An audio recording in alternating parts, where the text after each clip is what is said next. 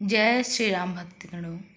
आइए आज की सत्संग चर्चा में गोस्वामी तुलसीदास जी ने बताया कि मैं जिस रामचरित्र का वर्णन करूँगा वो मैं सहज ही कर पाऊँगा, क्योंकि मेरे से पहले जिन ऋषियों ने मुनियों ने प्रभु श्री राम जी के चरित्रों का वर्णन उन्होंने किया है उसी के सहारे मैं करूँगा ही।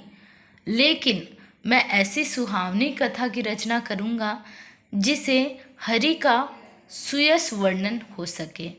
इस प्रकार गोस्वामी तुलसीदास जी ने कहा। तो आइए चौपाई और दोहों के माध्यम से समझते हैं। अति अपार जे सरित बर, जौन नृप से तु कराही, चढ़ी पीपली कऊ परम लघु, बिनु श्रम पारहि जाहि सियावर रामचंद्र की जय, पवन सुत हनुमान की जय, हर हर महादेव की जय।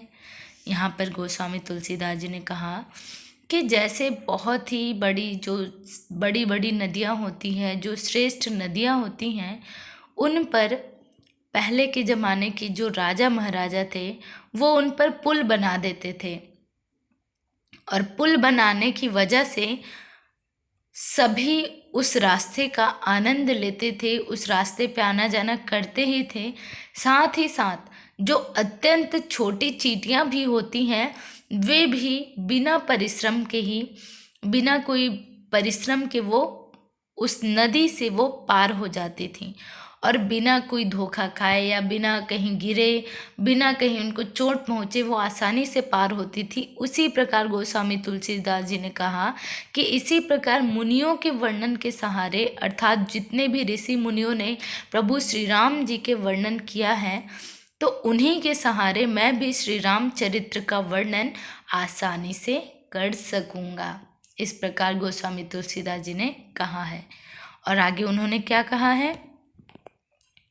एहि प्रकार बल मन ही दिखाई, करिहउ रघुपति कथा सुहाई, व्यास आदि कवि पुंगव नाना,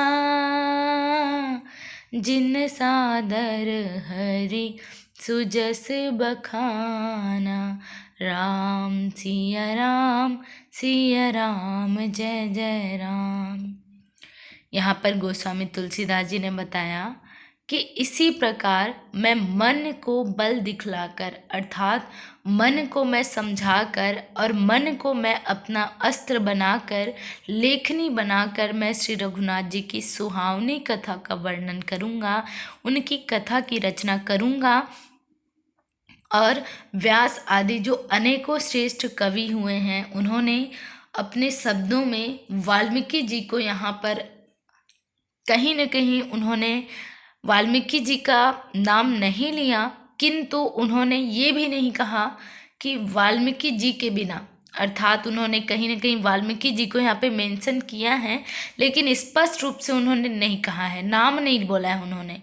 बस उन्होंने इतना किया है कि व्यास आदि जो श्रेष्ठ कवि हुए हैं उन्होंने बड़े आदर से श्री हरि का सुयस वर्णन किया है, और उसी प्रकार मैं भी उन्हीं मुनियों के वर्णन के सहारे श्री रामचरित्र का वर्णन सहज ही कर सकूँगा। आज की सत्संग चर्चा यहीं पर समाप्त हुई, और आज के लिए बस इतना ही। जय श्री राम।